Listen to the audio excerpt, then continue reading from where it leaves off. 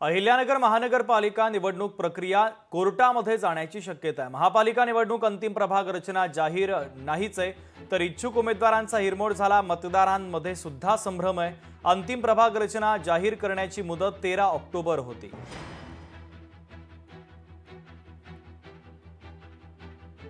विषय असा आहे का राज्य सरकार आणि केंद्र सरकार खालीवर दोन्ही बीजेपीचे सरकार आणि यांच्या मनमानी यांचा कारभार जो आहे यांचेच एक अगदी घोडे आहेत नाचणारे। इथं प्रशासन जे अधिकारी बसलेले आहेत यांना जनतेचं काही घेणं देणं नसतं आणि 13 तारीख डिक्लेअर करून आज 14 तारीख झाली, अजून बी प्रभाग रचना नाही, मतदार याद्या नाहीत।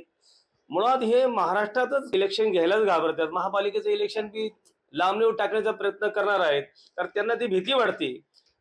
महानगरपालिका म्हणजे मी आत्ताच सांगितलं की अंधेर नगरी चौपट राजा, टके की भाजी टके में खाजा, म्हणजे सगळं अंध कारभार चालू आहे, बोगस कारभार चालू आहे, अधिकारी बोगस आहे।